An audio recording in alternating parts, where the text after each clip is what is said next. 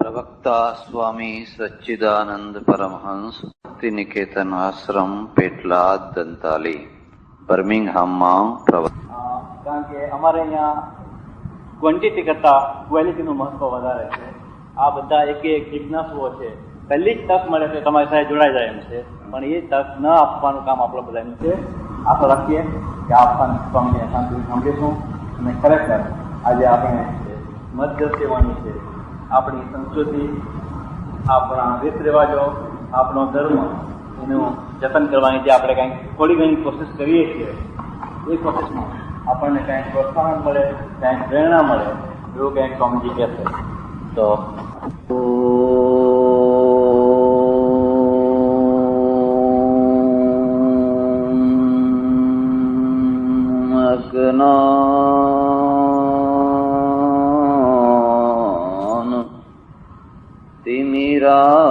તિમિરાંધસ્ય જ્ઞાનાંજન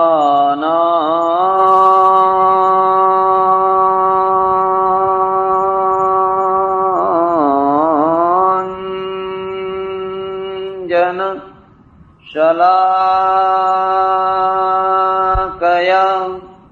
ચક્ષુરુન્મીલિતં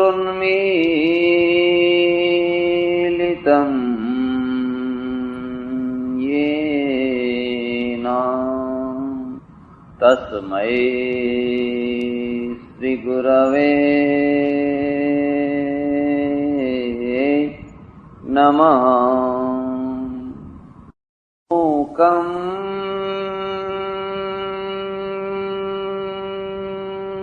કરોતિ વાચાલં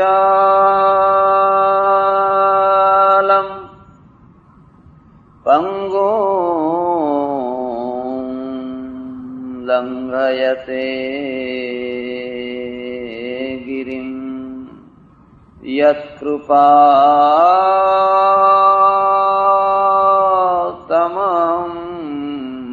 વંદે પરમાનંદમાધવં.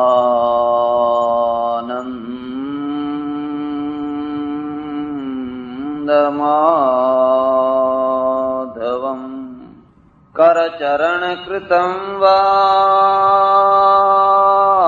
કાયજં કર્મજં વા શ્રવણનયનજં વા માનસં વાપરાધં વિહિતમવિહિतं વા સર્વમેતત્ ક્ષમસ્વ. જય જય કરુણાબ્ધે શ્રી મહાદેવ શંભો. કૃષ્ણ કનૈયાલાલ, રામચંદ્ર ભગવાન, ઉમાપતિ મહાદેવ કી, પવન સુત હનુમાન કી, સનાતન ધર્મ કી, સદ્ગુરુદેવ કી. નમઃ પાર્વતી પતે હર હર મહાદેવ હર. માતાઓ, બહેનો અને ધર્માભિલાષી સજ્જનો, બર્મિંગહામ એટલે ઇંગ્લેન્ડનું 2nd નંબરનું મોટું શહેર. આ મોટા શહેરની અંદર આપણા ભારતીય ભાઈઓ બહુ મોટી સંખ્યામાં રહેતા હશે. એ ભારતીયોમાં ગુજરાતી ભાઈઓ અને ગુજરાતી ભાઈઓમાં પણ જુદા જુદા પ્રદેશ, જુદા જુદા જિલ્લાઓમાંથી, જુદા જુદા પ્રદેશમાંથી આવેલા ભાઈઓ રહેતા હશે. તમે સૌએ મળીને આટલું સુંદર અને વિશાળ ચર્ચ રાખ્યું. મંદિરની તૈયારી થઈ રહી છે, મંદિર થશે.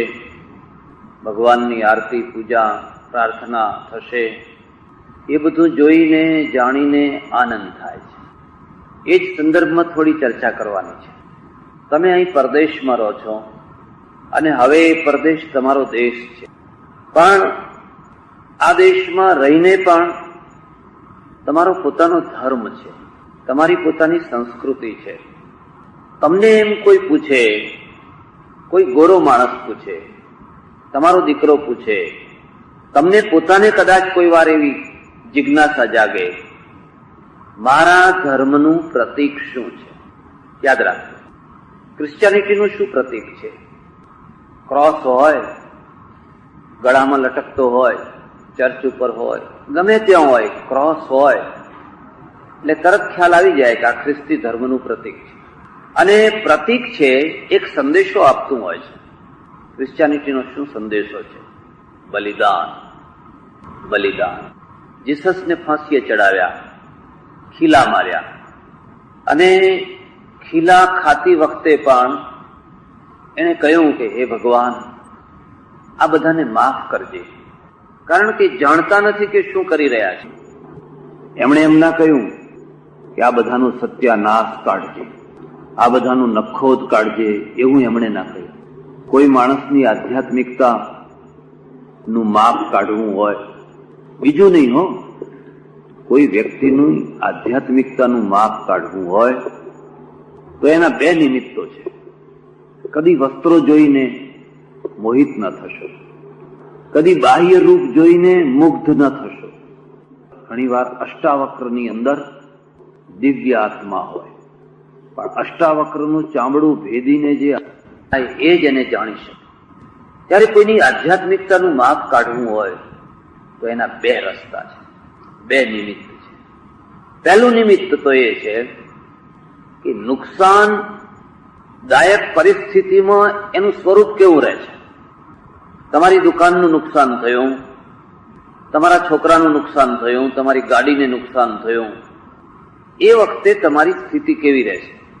અને તમે કરોડ કલ્પના કરો, કરોડ ઉપાયો કરો, હાનિ અને લાભ આ બે જીવનમાં ચાલશે, ચાલશે ને ચાલશે જ. એવું કોઈ જીવન નથી કે જેમાં માત્ર લાભ જ લાભ થયા કરતો હોય, અને એવું કોઈ જીવન નથી કે જેમાં માત્ર હાનિ જ હાનિ થયા કરતી હોય. તડકો અને છાયો, તડકો અને છાયો, એનું નામ જ જીવન છે. દ્વંદ્વનું નામ જ જીવન છે. રામનું જીવન એક સરખું નથી ગયું, કૃષ્ણનું જીવન એક સરખું નથી ગયું, બુદ્ધ અને મહાવીરનું જીવન પણ એક સરખું નથી ગયું. કોઈ એવી અપેક્ષા રાખે કે હું કાયમ માટે એક સરખું જીવન જીવ્યા કરું, તો એ જીવનને સમજ્યો જ નથી, એ જીવનને સમજી શક્યો જ નથી. જીવનનો અર્થ જ છે કોઈ વાર ટેકરો આવે, કોઈ વાર ખાઈ આવે, કોઈ વાર ખાડો આવે. જેના જીવનમાં કદી ખાડો નથી આવ્યો, જેના જીવનમાં કદી ટેકરો નથી આવ્યો, એને જીવનની ખબર જ નથી હોતી. ચડતા પહેલા કદાચ પછડાવવું પડે ને, તો પછડાવવું પણ જીવનનો અંગ છે, જીવનનો ભાગ છે. એટલે વ્યક્તિની આધ્યાત્મિકતાનું માપ કાઢવું હોય, એને હાનિના પ્રસંગમાં જોવાનો કે એની સ્થિતિ કેવી રહે છે. તમે રામાયણ વાંચજો, અને રામાયણમાં તુલસીદાસજીએ શ્રી રામની જે વંદના કરી છે એમાં એક ખાસ શ્લોક મૂક્યો છે. તથાપિ મમલે ન મુખાંબુજશ્રી રઘુનંદનસ્ય. સવાર થશે અને ચક્રવર્તી રાજપદ ઉપર આ રાજકુમાર બેસશે એવું નક્કી હતું, પણ પરોડિયું થતા થતા બાજી બદલાઈ ગઈ અને નક્કી થયું કે રાજપાટ છોડી અને હવે જંગલમાં જવાનું છે.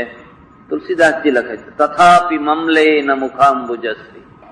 આ સમાચાર પરોડિયે આવીને જયારે સુમંતે આપ્યા, તમારે હવે રાજગાદીએ નથી બેસવાનું, પણ સૂર્યોદય પહેલા અયોધ્યા નગરને છોડીને જંગલમાં જવાનું છે, તો પણ રામનો ચહેરો ના ઉતર્યો, ચહેરો મ્લાન ન થયો. તથાપિ મમલે ન મુખાંબુજશ્રી રઘુનંદનસ્ય. તો ચહેરો ના ઉતર્યો. એમણે કહ્યું ભલે, મારા પિતાની આજ્ઞા હતી હું રાજગાદી ઉપર બેસવા તૈયાર થયો હતો. એ તો સોનાનો કાંટાનો મુગટ હતો. હવે એમની આજ્ઞા છે તો હું જંગલમાં જવા પણ તૈયાર છું. તમે જાણતા હશો, વ્યક્તિને અરમાન હોય છે, ઉર્મિઓ હોય છે. એક નાની નાની બાબતની ઉર્મિ હોય છે, હું રાજા થઈશ. એની માને ઉર્મિ હોય છે, અને એની પત્નીને તો કેટલી ઉર્મિ હોય. પતિને ન હોય એટલી ઉર્મિ પત્નીને. અહીંયા માફ કાઢો. તુલસીદાસ કહે છે, એવી જે મુખાંબુજસ્વી, એવું જે મુખ જે હાનિના સમયમાં પણ કરમાયું નહીં, એ મારું મંગળ કરે. એ મુખ મારું મંગળ કરે. આ પહેલી નિશાની છે. અને જે હાનિના સમયમાં કરમાતો નથી ને, એ લાભના સમયમાં ઓછકલો નથી થતો. ખીલવું અલગ વસ્તુ છે, ઓછકલી કરવી એ અલગ વસ્તુ છે. તમે રામાયણમાં જ જોજો, ધનુષ ભંગનો પ્રસંગ છે. જનકે ધનુષ મૂક્યું છે, ઘોષણા કરી, જે કોઈ આ ધનુષને તોડશે, ઉપાડશે, હલાવશે, સીતાજી એને વરમાળા પહેરાવશે. અને પછી તો તમે જાણો છો, કેટલા રાજાઓ એક પછી એક ધામ ધામ ધામ ધામ કરતા કરતા હમણાં ઉપાડીને ફેંકી દઉં, હમણાં તોડી નાખું, હમણાં તોડી નાખું. એક પણ રાજાથી એક દોરા જેટલું પણ એ ધનુષ ખસ્યું નહીં. બધા મ્લાન થઈ થઈને બેસી ગયા. કાર્યની પ્રવૃત્તિ ઓછકલઈથી શરૂ કરે અને નિરાશામાં પૂરી થાય. શરૂઆતમાં એક ઉભરો અને ઉભરામાં ઓછકલઈ, એમાંથી એક નિરાશા અને નિરાશામાં પછી સમાપ્તિ. જ્યારે કોઈ ધનુષ ઉપાડનારું ના રહ્યું, જે ખરો ઉપાડનાર છે એ શાંતિથી ઉભો છે. જીવનમાં કેટલીક વાર જોજો તમે, જેમાં કામ કરવાનું સામર્થ્ય હોય એ ચૂપચાપ ચિત્ર જેવો ઉભો હોય. જેને કરવું હોય એને કરવા દો. હું પહેલો, હું પહેલો, હું પહેલો નહીં, હું છેલ્લો, તમે પહેલા. અને એક બીજી વાત પણ યાદ રાખજો, ઘણા માણસોએ કર્યા પછી પણ જે કાર્ય ન થઈ શક્યું હોય, એવા કાર્યને જયારે કોઈ કરી આપે ત્યારે એનો જય જયકાર વધારે મોટો થાય. છતાં રામ ઊંચા નીચા નથી થતા. વિશ્વામિત્ર કહે છે, ઉઠવું રામ અંજવું ભવ ચાપા, મેટવું તાત જનક કર તાપા. હે રામ ઉઠો, જાઓ, હવે તમે આ જનક છે ને, એ જનકનું જે ધનુષ છે એને તોડો. અને પછી રામ ઉઠ્યા. તમે આખી રામાયણમાં જોજો, ચહેરા ઉપર કોઈ ઓછક લઈને ધીમે ધીમે ધીમે ધીમે જઈ રહ્યા છે. અને લોકોએ જોયું, આટલા આટલા મોટા મહારથીઓ જે ધનુષને હલાવી નથી શક્યા. આ તો ફૂલ જેવો બાળક છે, આ તો કોમળ બાળક છે, પણ જોડી બરાબર છે, આ કેવી રીતે તોડશે? આખી સભા એના પ્રત્યે એક લાગણી ધરાવતી થઈ જાય છે. આ વાત યાદ રાખજો. આશીર્વાદ માગવાથી નથી મળતા, અને માગવાથી મળેલા જે આશીર્વાદ છે ને, એ વૈખરીના હોય છે, અસરકારક નથી હોતા, એ નાભીના નથી હોતા. બ્રાહ્મણ સવારથી સાંજ સુધી ધનવાન, પુત્રવાન, લક્ષ્મીવાન, આયુષ્યવાન, વરદો ભવ, સવારથી સાંજ સુધી જે આવે એને બધાને, એ ઉપરના આશીર્વાદ છે. એ તો વાણી છે. આશીર્વાદ છે ને, એ નાભીમાંથી નીકળતા હોય છે. અને એ ક્યારે નીકળતા હોય છે? જ્યારે તમે માણસનું મન જીતી લો ત્યારે, માણસનું મન ઠારો ત્યારે. અને માણસનું મન જીતાય છે કેવી રીતે? ધન પૈસાથી જીતી શકાય, પણ મન છે ને, એ તો સદગુણોથી જીતી શકાય. સગો બાપ છોકરાનું મન ના જીતી શકે જો એનામાં સદગુણ ના હોય તો. પૈસા હોય તો એ બાપા બાપા કરે એ વાત જુદી છે, પણ સગો બાપ છે એ છોકરાનું મન ના જીતી શકે જો બાપમાં કોઈ સદગુણ ના હોય. એ પત્નીનું મન ના જીતી શકે જો પુરુષમાં કોઈ સદગુણ ના હોય. કોઈને કોઈ એમાં ગુણ હોવો જોઈએ. ગુણોથી મન જીતાય. અને ગુણો છે એને કેળવવા, એનું નામ જ જીવનનું ઘડતર. જીવનના ઘડતરનો બીજો કોઈ અર્થ નથી. સદગુણોને કેળવવા, બસ એનું નામ જ જીવનનું ઘડતર. સદગુણોની ઉપેક્ષા કરવામાં આવે, બસ એનું નામ જ જીવનનો બગાડ છે.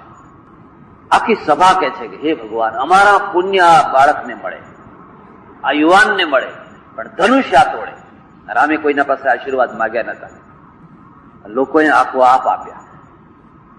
જયારે ધનુષ્ય પાસે ગયા, તોડી બહુ સરળતાથી, બિલકુલ સરળતાથી, જરાય પરસેવો ના પાડવો પડ્યો. 2 ટુકડા કરીને ફેંકી દીધા. પણ ધમ ધમ કરતા ગયા નહીં અને ધમ ધમ કરતા આવ્યા નહીં. એટલી જ સરળતાથી આવી પહેલું કામ વિશ્વામિત્રને પગે લાગ્યા. તમારી કૃપાથી, તમારા આશીર્વાદથી. આ મહાપુરુષની પહેલી નિશાની છે. કાર્ય પોતે કરે, યશ બીજાને આપે. આ એનો સ્વભાવ છે. અને એ સ્વભાવના કારણે એ લોકોના મન જીતી શકે છે. આપણી સ્થિતિ એ છે, કાર્ય બીજો કરે, યશ આપણે લઈએ. કાર્ય કર્યું હોય બીજાએ, ચિત્ર મારું આવવું છે. અને એનું પરિણામ એ છે કે આપણે અડખા થઈ જઈએ છીએ, બહુ ઉતાવળા થઈએ છીએ પ્રસિદ્ધિ માટે, અને ઉતાવળ જ આપણને ફેંકી દે છે. એટલે કોઈની આધ્યાત્મિકતાને માપવી હોય, પહેલામાં પહેલા જોજો કે હાનિ અને લાભ, આ બંને સ્થિતિમાં એનું શું સ્વરૂપ રહે છે. એ સહન કરી શકે છે હાનિને, લાભને. પણ એથી વધારે અઘરી વાત કહો છો, એથી વધારે. અને અઘરી વાત શું છે? હાનિને લાભને સહન કરવું બહુ કઠિન નથી. કઠિનમાં કઠિન કોઈ વસ્તુ હોય તો એ અપમાનને કેટલું સહન કરી શકે છે. આનાથી વધારે જીવનમાં કોઈ કઠિન વસ્તુ નથી. ઇતિહાસ બધા અપમાનમાંથી રચાયા છે, અપમાનમાંથી ઇતિહાસ રચાયા છે. અને અંગ્રેજ પ્રજા પાસેથી કોઈ શીખવા જેવી વસ્તુ હોય, આપણે સૌએ તો એ શીખવાની છે કે કદી બોલીને બગાડતા નથી. એ લોકો તમારા સાથે સંમત હોય ન હોય, તમારા પ્રત્યે કદાચ અંદરથી ઘૃણા કરતા હોય, તમે અહીં રહો એમને ન ગમતું હોય, બધું બરાબર, પણ આપણી માફક મરચાનો વઘાર નથી કરતા. એ thank you sorry, thank you sorry, એ ઠેઠ સુધી થેન્ક યુ ને સોરી ને સર કર્યા કરશે. એના પરિણામે એમણે દુનિયા ઉપર રાજ કર્યું, આખી દુનિયા ઉપર. આખી દુનિયામાં સૌથી નિર્બળમાં નિર્બળ પ્રજા હોય શસ્ત્ર વિનાની, તો એ વાણિયા છે. ચક્કુ પકડતા ના આવડે.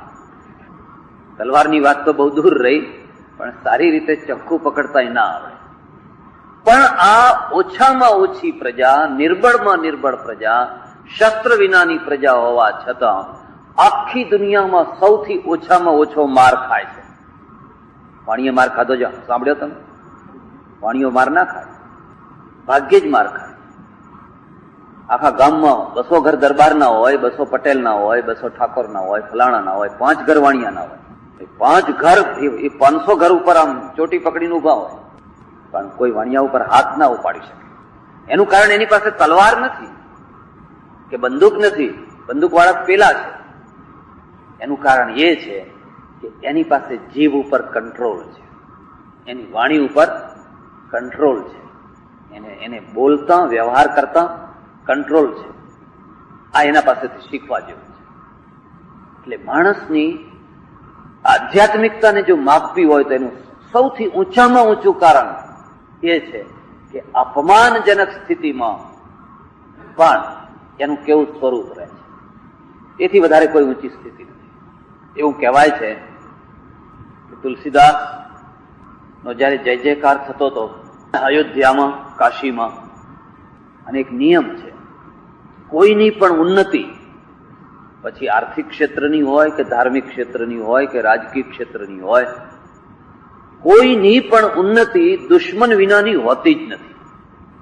તમારી ઉન્નતિ થાય, તમારી ચડતી થાય એટલે થોડાક લોકોના પેટમાં તો પીડા ઉપડવાની ને ઉપડવાની જ, સૂળ આવવાનું જ. તમે એનું કઈ નહીં બગાડ્યું હોય તો એને પેટમાં દુખવાનું જ. અને ઉન્નતિ માટેની આ પહેલી શરત છે. તમે આ અકારણ ઉભા થયેલા જે શત્રુઓ છે ને, એની સામે કેટલા ઝઝૂમી શકો છો, એ જ તમારી લાયકાત છે. પેલું પૈસા કમાવા એટલા કઠિન નથી, પણ આ અકારણ ઉભા થયેલા જે શત્રુઓ છે એની સામે તમે કેટલા ઝઝૂમી શકો છો, કેટલા ઉભા રહી શકો છો, એ જ તમારી લાયકાત છે ને એ જ આગળ વધવાની નિશાની છે. બાકી બધી લાયકાત હોય ને સામે તમે ઉભા ના રહી શકો તો લોકો ફેંકી દે તમે, કચરાની ટોપલીમાં ફેંકી દે તમે.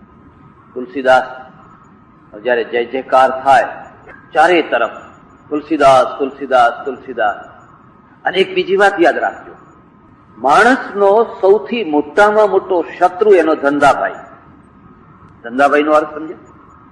ડોક્ટરનો દુશ્મન ડોક્ટર, વકીલનો દુશ્મન વકીલ, વેપારીનો દુશ્મન વેપારી. મારી વાત ઉપર વિશ્વાસ ન હોય તો તમે એક ડોક્ટર પાસે જઈ અને એટલું કહેજો કે પેલા ડોક્ટર છે ને ઇન્જેક્શન આપે તો એટલું સરસ ઇન્જેક્શન આપે કે ખબર જ નથી પડતી. એટલે તરત પેલાને ધમધમાટી આવી જશે, અરે શું અમે સાથે ભણતા હતા, એ તો 4 વર્ષે પાસ થતો હતો, મડ પાસ થતો હતો, અમે સાથે ભણતા હતા. એના વખાણ આ ડોક્ટર સાંભળી નહીં શકે. પણ જો તમે એટલું કહો એ ડોક્ટર આપે તો આ બધું ફૂલી જાય છે ને કઈ એને ખબર તો એને બહુ આનંદ થાય. ખબર બોલો, હજુ વધારે બોલો, આવું ને આવું બોલતા રહો, કાયમ આવું ને આવું બોલતા રહો, હજુ વધારે બોલો. ધંધાભાઈ છે ને એમાં સ્પર્ધા છે, અને એ સ્પર્ધાનું ક્ષેત્ર ધાર્મિક ક્ષેત્રમાંથી એ બચ્યું નથી. અમે બધા કથાકારો પ્રવચનકારો એનાથી મુક્ત નથી. તમારે અનુભવ કરવો હોય તો કરવો. એકની પાસે જઈને કહું ફલાણા મહારાજ આવ્યા હતા, બહુ સરસ પ્રવચન કરતા હતા, જો ધમધમાટી થાય છે કે નહીં, અને ના થાય તો એમ સમજવું કે આધ્યાત્મિક માણસ છે. જો ના થાય તો સાંભળીને ખુશ થાય, રાજી થાય, હે બહુ સારું, ત્યારે તો એમ સમજવાનું કે આ ખરેખર અંદરથી કંઈક આધ્યાત્મિક ઉપાસના કરેલો માણસ છે. એટલે અહીંયા આ દેશમાં આપણે તમે આવીને વસ્યા છો અને આટલું સરસ મજાનું ચર્ચ રાખ્યું છે. ધીરે ધીરે હવે મંદિર શરૂ થઈ રહ્યું છે. આ હોલ છે, એટલો સરસ મજાનો હોલ છે, આ બધું છે. પણ તમારા આગળ કેટલાક ગંભીર પ્રશ્નો છે, અને ગંભીર પ્રશ્નો એ છે કે તમે તમારી પેઢી દર પેઢીથી જે કંઈ માનતા આવ્યા છો એ બધી માન્યતાઓને, એ બધા આદર્શોને, એ બધા સિદ્ધાંતોને તમારા બાળકોને તમે સમજાવી શકશો? તમારા બાળકો પાસે એનો સ્વીકાર કરાવી શકશો? એક વાત. તમારા પડોશીઓ, અહીંના અંગ્રેજો વગેરે, એમના ગળે તમારી કોઈ વાર આ વાત ઉતારી શકશો? એમને એમ સમજાવી શકશો કે અમે દુનિયાની કોઈ મૂર્ખ પ્રજા નથી, અમે કોઈ મદારી પ્રજા નથી, નાગની પૂજા કરનારા માત્ર નથી, અમારી પાસે કંઈક છે, એ વાત તમે એમને સમજાવી શકશો? અને જો નહીં સમજાવી શકો, માત્ર ચીલા ચાલુ અને રૂઢી પ્રમાણેની જે વાતો છે એ જ કર્યા કરશો, તો તમે અહીંની પ્રજાના દ્વારા મનોમન તિરસ્કૃત થશો. હિન્દુઓના રિલિજનમાં કંઈ નથી, કશું જ નથી, અંધશ્રદ્ધા અને મૂર્ખતા સિવાય કશું નથી, અને એની અસર તમારા બાળકો ઉપર પડવાની છે. એટલે મારે તમને આ જે વાત કહેવાની છે થોડી મહત્વની છે, થોડી અઘરી પણ છે, પણ થોડી મહત્વની પણ છે. જેમ મેં કહ્યું એમ પહેલી શરૂઆત કરીએ. તમારા ધર્મનું પ્રતીક શું છે? એવું શું છે જેમ પેલાનો ક્રોસ છે સામે, જીસસને ફાંસીએ ચડાવ્યા, ખીલા માર્યા, કાંટાનો મુગટ પહેરાવ્યો, અપમાનિત કર્યા, એને આશીર્વાદ આપ્યા, ભગવાન એમને ક્ષમા કરી. આ એની આધ્યાત્મિકતા, અને એટલા માટે આજે હજારો વર્ષ પછી પણ એની પૂજા થાય છે. આખી દુનિયામાં પહેલા નંબરની પ્રજા એને ભેગી, બહુ સંખ્યક પ્રજા ભેગી કરી દીધી. મુસ્લિમોનું શું પ્રતીક છે? ક્રોસ હોય એટલે આપણે સમજી જઈએ ખ્રિસ્તી દેવળ છે, ખ્રિસ્તી ધર્મ પાળે છે. મુસ્લિમોનું શું પ્રતીક છે? મુસ્લિમોનું પ્રતીક છે બીજનો ચંદ્ર, દ્વિતીયાનો ચંદ્ર. અને દ્વિતીયાના ચંદ્રની પાછળથી શું પ્રેરણા છે? એ ઉદ્દીયમાન છે, એ વર્ધ્યમાન છે. ભગવાન આવીને તમને પૂછે કે બોલો દ્વિતીયાનો ચંદ્ર થવું છે કે પૂનમનો ચંદ્ર થવું છે? કયો ચંદ્ર થવાનું પસંદ કરશો? અને જો પૂનમના ચંદ્ર થયા તો બીજા દિવસથી ક્ષય, બીજા દિવસથી અંધારીઓ શરૂ, આજનો દિવસ ચમકીલો. પણ જો દ્વિતીયાના ચંદ્ર થયા તો બસ વધ્યા જ કરો, વધ્યા જ કરો, વધ્યા જ કરો. અને વધવું માણસને ગમે છે, ઘટવું નથી ગમતું. 50 કરોડનો આસામી હોય અને 45 કરોડનો થઈ જાય તો એને રાત્રે ઊંઘ ના આવે. 50 ને 45 માં કઈ બહુ ફેર પડવાનો નથી. એના છોકરા કઈ ભૂખે નથી મરવાના. પણ એને મહિનાઓ સુધી ઊંઘ ના આવે કે મારા 5 કરોડા વર્ષમાં ગયા, કારણ કે ઘટ્યો. પણ પાનના ગલ્લા વાળો હોય, 500 રૂપિયાનો પાનનો ગલ્લો હોય, અને પાનના ગલ્લાની સાથે સાથે કઈ 500 રૂપિયાની વધારે મોટી દુકાન કરી દે તો એને આનંદ આવે. માત્ર 500 રૂપિયા એડ કરી દે. વધવું એ સૌને ગમે છે, ઘટવું એ કોઈને ગમતું નથી. અને વધ્યા પછી ઘટવું તો બહુ દુઃખદાયી છે. એકવાર તમારી આબરૂ જામી જાય, એકવાર તમારો યશ ફેલાઈ જાય, અને પછી ઘટવાનું થાય, બહુ દુઃખદાયી, બહુ ત્રાસદાયી. પેલા ના હોય તો કશું વાંધો નહીં, અને એકવાર તમારો જય જયકાર થાય અને પછી તમને નાના થવાનું આવે, બહુ દુઃખદાયી. હું તુલસીદાસની વાત કરતો. તુલસીદાસ વૃંદાવનમાં ગયા. વૃંદાવનમાં ગયા ને અમારે સાધુઓની તો વાત જ જવા દો. એટલું સારું છે કે તમે અમને પૂજો છો, એટલું ઘણું સારું છે. એટલે અમારાથી બાઇક ઉપર વાત ના કરી શકાય, પણ અમારા અંદર અંદરના નિશ્ચિત કોડ વર્ડો હોય છે એકબીજાને કહેવા માટેના. એ તો જે જાણતા હોય એ જ જાણે, મારે અહીં કહેવા નથી તમને. અયોધ્યા કા આયા હૈ, વો અયોધ્યા કા આયા હૈ, એટલે તુલસીદાસ અયોધ્યાથી આવ્યા. એને સૌથી છેલ્લા જમવા બેસાડ્યા. જે માણસ જમવામાં પહેલા નંબરે બેસવાની જેની લાયકાત હતી, પણ વ્યવસ્થા અનાળીઓના હાથમાં હતી, એટલે એને સૌથી છેલ્લા નંબરે બેસાડ્યા. અને પેલા બેસી ગયા, જ્યાં બેસાડ્યા ત્યાં બેસી ગયા. એટલું જ નહીં, પણ એને સરખું પતરાળું ના આપ્યું. કોઈનું માન સહન નથી થતું, અને માનને યોગ્ય છે એને માન સહન નથી થતું. જયારે પીરસતો પીરસતો કોઈ માણસ આવ્યો, રોટલી આપી, હાથમાં લઈ લીધી. દાળ વાળો આવ્યો, શામાં દાળ લીધી, પાસે જ કોઈનું જોડું પડેલું મૂકી દીધું. 0 પોઈન્ટ અહંકાર છે ને, એ ઉતરતા ઉતરતા ઉતરતા ઉતરતા 0 પોઈન્ટે પહોંચે ને, ત્યાંથી ઈશ્વર શરૂ થાય. આ રામાયણમાં જે દૈવી વાણી આવી એમને નથી આવી. તમારો આખો પોઈન્ટ ઉતરતો ઉતરતો ઉતરતો, હું કાંઈ નહીં, કવિ ન હોઉં મેં ચતુર કહાઉં, મતિ અનુરૂપ રામ ગુણ ગાઉં. કઈ પોતાના અવગુણ લખ્યા છે, કઈ અવગુણ લખ્યા છે, કઈ અવગુણ લખ્યા છે. અને ક્યારે અવગુણ લખી શકે કે જયારે એનો અહમ છે ને એકદમ 0 પોઈન્ટ ઉપર નીચે આવી ગયો હોય. અને નીચે આવે બસ ત્યાંથી પછી પરમેશ્વર શરૂ થઈ જાય. અને પછી પરમેશ્વર શરૂ થઈ જાય, રામાયણ અમર થઈ ગઈ. રામાયણના માધ્યમથી હજારો લોકો અમર થઈ ગયા. તુલસીદાસની એ જ વાતો, પણ એ જ વાતો કઈ કઈને અમે લોકોએ અમારો જય જયકાર કરી નાખ્યો. તુલસીદાસની વાતો લઈ લઈ, કારણ કે એકદમ 0 પોઈન્ટ ઉપર એના અહંકારને લઈ જાય. આ આધ્યાત્મિકતાનું માપ છે. એટલે મુસ્લિમો છે, એમનું પ્રતીક છે દ્વિતીયાનો ચંદ્ર. અને તમે જુઓ છો આખી દુનિયામાં એ વધી રહ્યા છે, જોરથી વધી રહ્યા છે. આજથી 1300 વર્ષ ઉપર એ ધર્મની શરૂઆત થઈ. 1300 વર્ષ માત્ર થયા, તમને તો હજારો વર્ષ થયા. 1300 વર્ષમાં પૈગંબરના મૃત્યુ પછી ખલીફાના હાથમાં ગાદી આવી. 100 વર્ષમાં ઠેઠ સ્પેન સુધીનો પ્રદેશ જીતી લીધો. અરબસ્તાનથી માંડીને સ્પેન સુધી લીલો વાવતો. હું હમણાં સ્પેન જઈને આવ્યો. સ્પેનના પોણા ભાગ ઉપર 800 વર્ષ સુધી મુસ્લિમોએ રાજ્ય કર્યું. 800 વર્ષ સુધી. ક્યાં અરબસ્તાન ને ક્યાં સ્પેન, ટર્કી બર્કી, ઇજિપ્ત બીજું બધા એમાં આવી ગયા. કેમ વધ્યા? કેમ? દ્વિતીયાનો ચંદ્ર.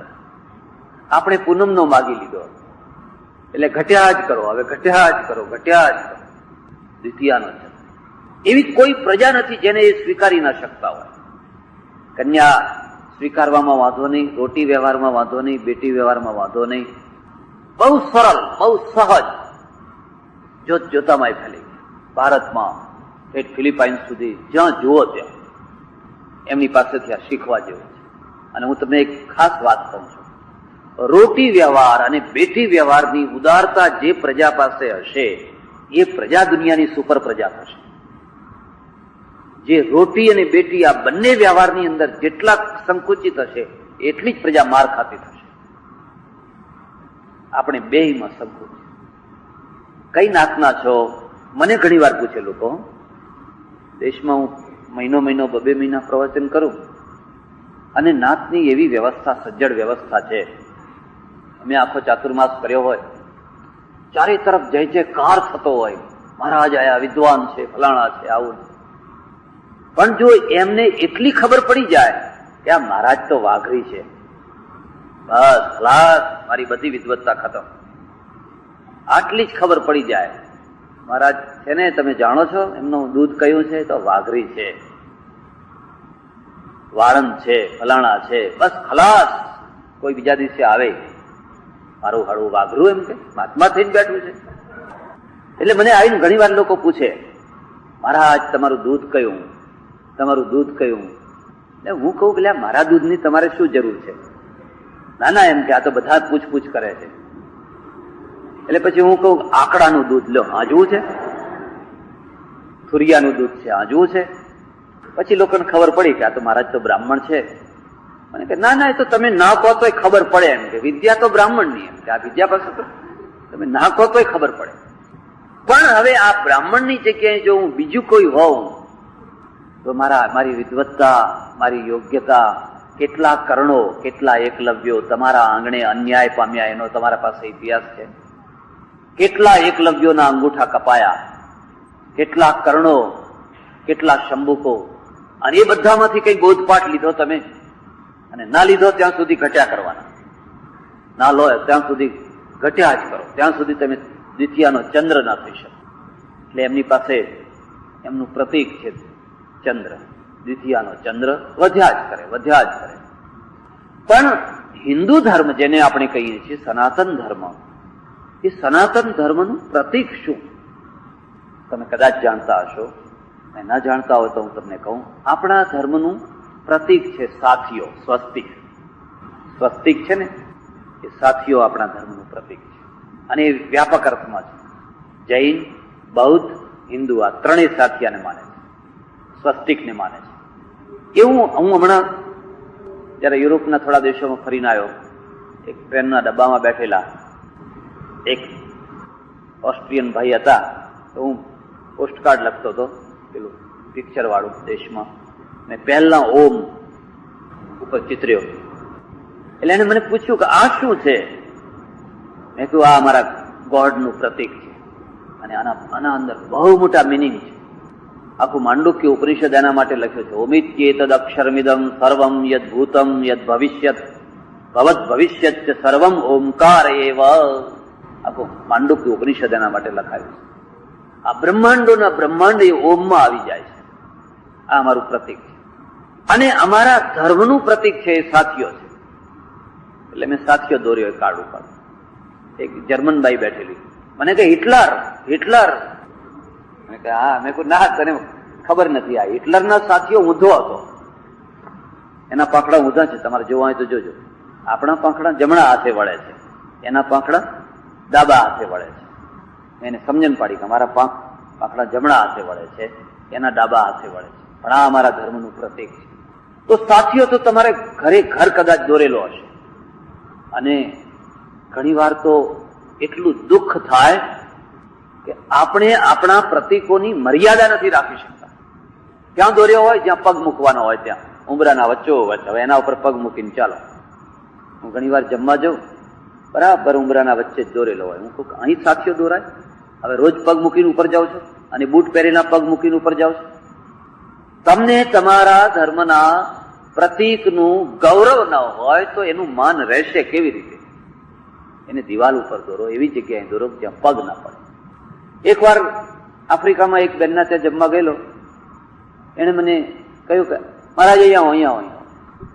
સંડાસ ને સંડાસની બાજુમાં સાથીઓ દોરેલો, થોડા 2 ફૂટ દૂર જ.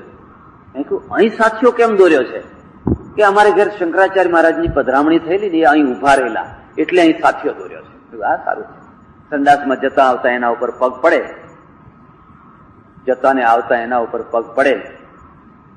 આપણામાં શું ખૂટે છે? શું વસ્તુ ખૂટે છે? કારણ કે સ્વમાનમાંથી સર્વમાન પ્રાપ્ત થાય. પહેલા સ્વમાન, પછી સર્વમાન. આપણે જેને માન નથી આપતા. હું એકવાર કાશ્મીરથી આવું, એક શીખની ટ્રકમાં બેઠેલો આગળ, ઘણા વર્ષો થઈ ગયા. પછી તો ઘણી વાતો છે, પણ મેં એને પૂછ્યું કે આ બધી ટ્રકવાળા પોતાના કેબિનમાં કોઈ દેવ દેવીઓ કંઈ આ તે ફોટા રાખે છે, તું ગુરુ નાનક દેવનો કે ગુરુ ગોવિંદસિંહનો ફોટો કેમ નથી રાખતો? તું શીખ છે, ફોટો કેમ નથી રાખતો? એને મને બહુ સરસ વાત કહી. મને કે જુઓ મહારાજ, હું તો ડ્રાઈવર છું, દારૂ પીવું, ફલાણું ખાવું, આ કરું, આ ફોટો રાખીને એની મર્યાદા ના રાખીએ એના કરતા ના રાખવો સારું. મને એમ લાગ્યું પેલા આસ્તિકો કરતા આ વધારે સાચો આસ્તિક. ખોટા જ ખોટા ભરી દીધા છે અને હવે જે ખાવું હોય, જે પીવું હોય, જેમ કરવું હોય એમ કર. પેલો કહે છે ના, હું નહીં રાખું, કારણ કે રાખવું તો મારે એની મર્યાદા રાખવી પડે. મર્યાદા રાખી શકાય નથી, એટલે હું નહીં રાખું. આપણું પ્રતીક છે સાથિયા. પણ સાથિયાનો કોઈ મેસેજ છે?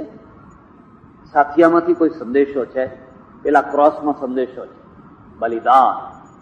અને એનું પરિણામ તમે જુઓ, સુખનું બલિદાન આપીને કેટલા પાદરીઓ, કેટલી નન્સો મેલેરિયા વાળા એરિયામાં સાપ ને વીંછી અને પાણી જ્યાં ખરાબ છે એવા એરિયામાં જઈ અને વર્ષો સુધી ધૂણી તખાવીને પડ્યા છે. તમને ખબર હોય કે ન હોય, નાગાલેન્ડમાં અંગ્રેજોના સમયમાં પાદરીઓ જ્યારે જવાના શરૂ થયા, લગભગ 70 થી 75 પાદરીઓને નાગાલેન્ડની પ્રજા કાચા ને કાચા કાપીને ખાઈ ગઈ. એ તો જંગલી પ્રજા હતી. આ લોકો જાય, દર્પણ લઈને જાય, બાઇબલ લઈને જાય, બહારનો આવેલો માણસ જોયે એટલે પકડીને એને કાપીને કાચા ને કાચા ખાઈ. 70 થી 75 પાદરીઓએ બલિદાન આપ્યા છે. એનું પરિણામ આજે ખબર છે? આજે આખું નાગાલેન્ડ ક્રિશ્ચિયન છે. હિન્દુને બેસવાની જગ્યા નથી. હિન્દુનો અંદર પગ મારે જવું હોય તો પરમિટ લેવી પડે. હું એમને નાગાલેન્ડમાં ના જઈ શકું. કેમ? આપણે કેમ કોઈ ના ગયા? પેલા કેમ ગયા? અને ગયા તો આટલા બલિદાન આપ્યા. 70-75 પાદરીઓને મારી નાખ્યા એ લોકો. આફ્રિકામાં કેટલાને મારી નાખ્યા. પણ બીજો જાય, પછી ત્રીજો જાય, પછી ચોથો જાય, એમ કરતા કરતા કરતા એ આખી પ્રજાને આજે એકદમ ચુસ્ત ક્રિશ્ચિયન બનાવી દીધી. કારણ કે મેસેજ છે, જાઓ તમારા સુખના બલિદાન આપો અને જે દુઃખી માણસ છે એને સુખી કરો. એને અનાજ આપો, કપડાં આપો, મકાન આપો, શિક્ષણ આપો, દવા આપો, એને કોટ પાટલું પહેરતા શીખવાડો, ટાઈ બાંધતા શીખવાડો, એને નવું જીવન આપો. એ મેસેજ એમાંથી ક્રિશ્ચિયાનિટી આખી દુનિયા ઉપર. મુસ્લિમોના પ્રતીકમાં મેસેજ છે, ચંદ્રની માફક વધો. બસ વધવું એ તમારું કામ છે. અપનાવો, અને જેને અપનાવો એને બ્રધરહુડ, ભાઈચારો, બ્રધરહુડ. અજાણ્યો માણસ હોય પણ ઇસ્લામનું નામ પાડે એટલે બધા એક, સુખમાં દુઃખમાં. મસ્જિદમાં નમાજ પડતા હોય તો એક લાઈનમાં બધા એક સાથે, જમતા હોય તો સાથે બેસીને જમો. અભડાવાની વટલાવાની કોઈ વાત નહીં. તમારો મેસેજ શું છે? તમારા સાથિયાનો મેસેજ શું છે? જરાક ઊંડી વાત છે, થોડું ધ્યાન આપવું પડશે. પહેલા તો તમે એક ચોકડી બનાવો, પ્લસ બનાવો. પ્લસ બનાવશો એટલે એક ચોકડી તૈયાર થશે અને એમાં 4 દિશાઓ છે. હિન્દુ ધર્મ એટલે જેને આપણે સનાતન ધર્મ કહીએ છીએ, એ 4 લક્ષ્યો માને છે, જીવનના 4 લક્ષ્યો: ધર્મ, અર્થ, કામ અને મોક્ષ.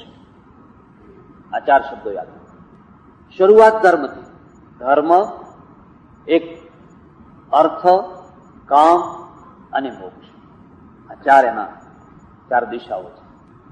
આપણા ત્યાં ઓછામાં ઓછા 3 પીરિયડ આવ્યા છે.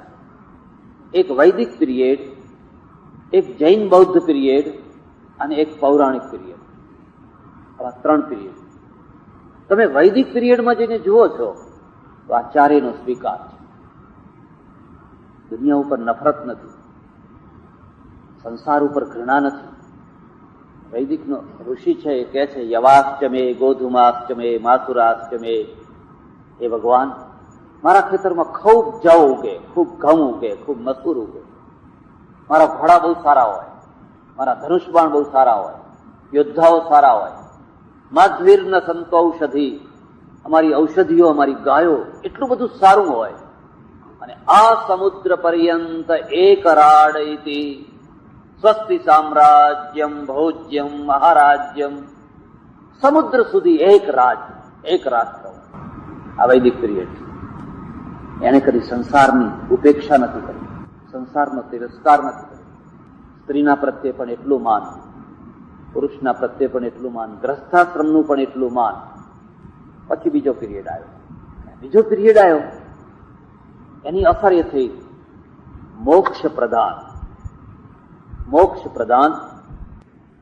ઉત્તરવર્તી કાળમાં આખી જે ફિલોસોફી વિકસિત થઈ એ જ થઈ.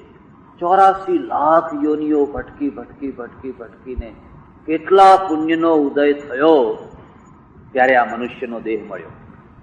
અને હવે આ મનુષ્ય 84 લાખ યોનિઓ ભટક્યા. તમે કેટલા કોઈ વાર ઇન્દ્ર થયા, કોઈ વાર મચ્છર થયા, કોઈ વાર માંકડ થયા, કોઈ વાર હાથી થયા, કોઈ વાર ફલાણું થયા, બહુ મોટા પુણ્ય ભેગા થયા ત્યારે તમે મનુષ્ય થયા.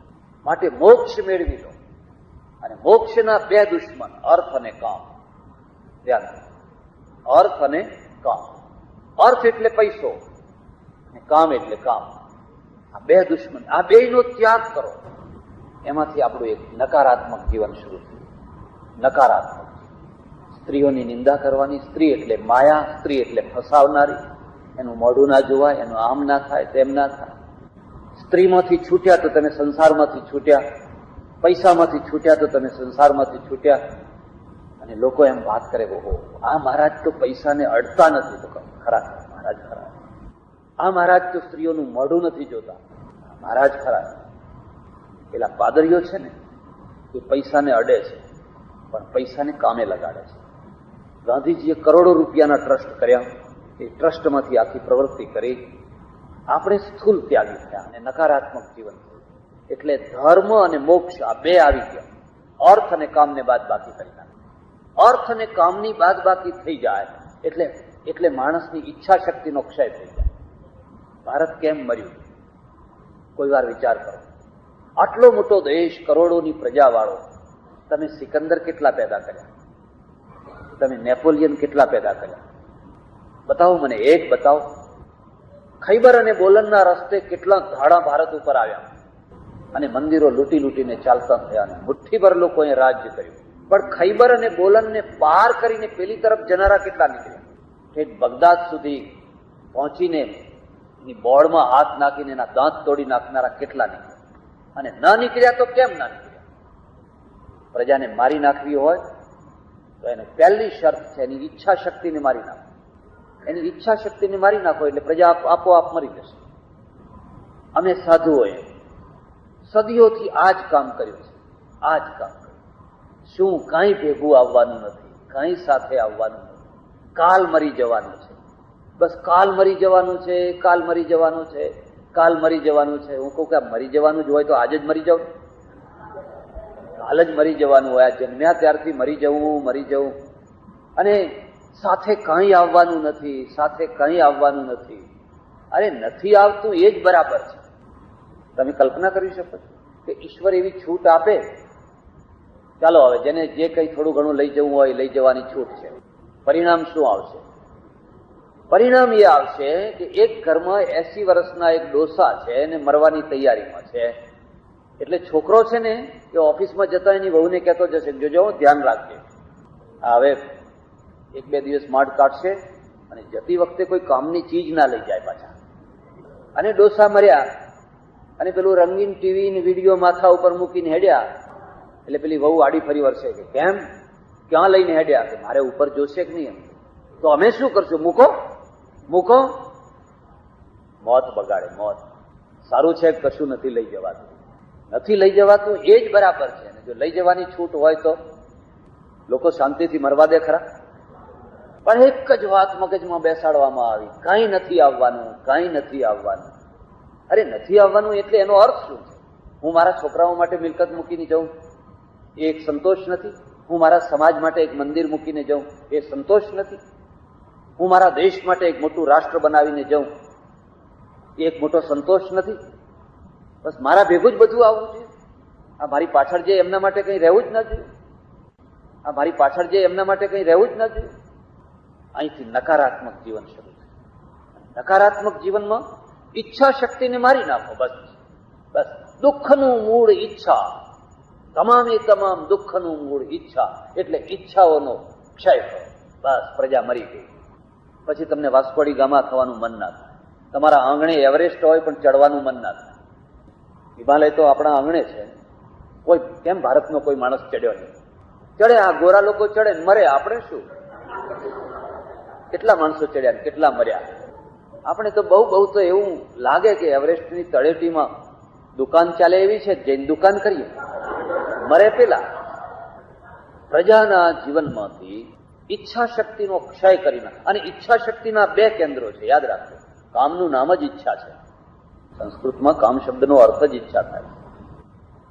ઈચ્છા શક્તિના બે કેન્દ્રો છે, પૈસો અને કામ. આ બેયને તમે નકારાત્મક બનાવી દો, પ્રજા મરી જવાની. પ્રજા ઊંચી નહીં આવે, ભિખારી થઈ જશે, ગરીબ થઈ જશે. અડધો રોટલો ખાઈને બેસી રહો ને ભાઈ. અને તમે દૂધપાક ખાધો તોય શું, અને જરિયન જામા પહેર્યા તોય શું, ને વાઘા પહેર્યા તોય શું, સોનાના દાગીના પહેર્યા તોય શું, અંતે તો કંઈ આવવાનું નથી. તમને ખબર છે, ભગવાન બુદ્ધની સાથે 60,000 ભિક્ષુઓ ફરતા, બસ સાધુ જ સાધુ, સાધુ જ સાધુ. આખો વિહાર આખો નિર્વાણ નિર્વાણ નિર્વાણ, મોક્ષ મોક્ષ મોક્ષ. અને મોક્ષ માટે અનિવાર્ય શરત આ પૈસો અને આ વાસના, કામ, આ બેયનો ત્યાગ. આ બીજો પીરિયડ ભારતમાં. અને એ પીરિયડે તમને બીજો કોઈ લાભ કર્યો હોય કે ના કર્યો હોય તો નથી જાણતો હું, પણ પ્રજાને ઈચ્છા શક્તિ વિનાની બનાવી. ઈચ્છા શક્તિ વિનાની બનાવી દીધી એટલે તમારી બાજુમાં ઓસ્ટ્રેલિયા, તમારી આજુબાજુમાં એવા કેટલાય દેશો હતા, તમે ધારો તો તમારો ઝંડો ફરકાવી શક્યા હોત. પણ એ ઈચ્છા જ શું કરવું, રાજ ભોગવીને શું કરવું છે? તપેશ્વરીમાંથી રાજેશ્વરી અને રાજેશ્વરીમાંથી નરકેશ્વરી. એ રાજા થઈને શું કરવું છે? આ બીજો પીરિયડ છે. પ્રજા આ રીતે મરતી હોય છે.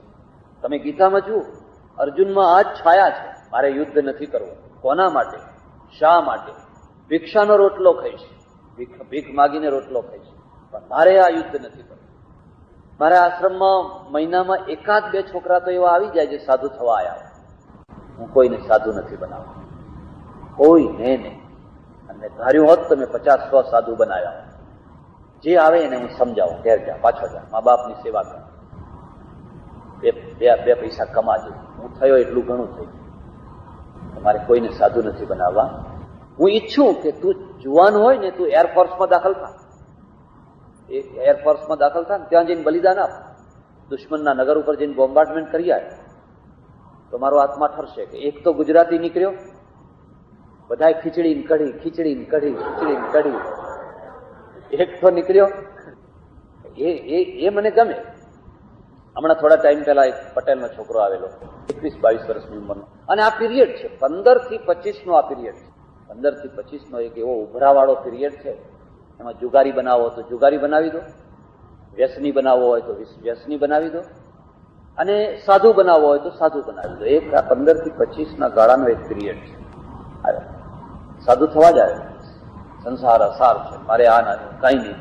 મેં કહું રે નહીં, રે 8 દિવસ રાખ્યો. હું જો એને ના રહેવા દઉં તો બીજા તો ચોટી કાપવા તૈયાર જ છે પાછા. એને તો એ તો વગર મુહૂર્તે કાપી નાખવા તૈયાર છે. રહેતો 8 દિવસ સુધી એને રાખ્યો. મારા પુસ્તકો વાંચ, હું જ્યાં જઉં ત્યાં પ્રવચનમાં સાથે ચાલ. 8 દિવસે 8મા દિવસે એને કહ્યું, બાપજી બસ હવે મારે સાધુ નથી થયું. મેં કહ્યું જો તારા ઘરમાં ખેતી છે, તું ભણેલો છે, ઘેર પાછો જા. કોઈના ચક્કરમાં પડી ગયો તો ઘૂઘરા ખખડાવતો કરી દેશે, હલ્લે એક ખપ્પર લઈને આખી જિંદગી ભીખ માગતો કરી નાખશે. એના કરતા તું 2 પૈસા કમા, તારા મા બાપની સેવા કર, એમાંથી 1 પૈસો સમાજ માટે દાન કર, અને એ રીતે તું જીવન પાછો ગયો. એના બાપે મને કાગળ લખ્યું, બાપજી મારા છોકરાને તમે બચાવી દીધો, સારું કર્યું. એ છોકરાએ પણ કાગળ. એટલે પ્રજા છે ને એને તમે નકારાત્મક બનાવી દો, ઈચ્છા શક્તિ મારી નાખો, એ નકારાત્મક થઈ જશે. અને એમાં આનંદ આવે પાછો, એવું નહીં, એને રસ પડે. આ કઈ રસ પડે છે, કઈ આનંદ આવે છે. કારણ કે કશું ન કરવું, કોઈ જવાબદારી ન લેવી, કોઈ સાહસ ન કરવું, અને ટુકડા ખાઈને પડ્યા રહેવું, એનો એક રસ છે. અહીંયા હિપ્પી નથી, એક હિપ્પી સંસ્કૃતિ આખી ઊભી થઈ છે. નહીં નાવું, નહીં ધોવું, એનો એક આનંદ છે.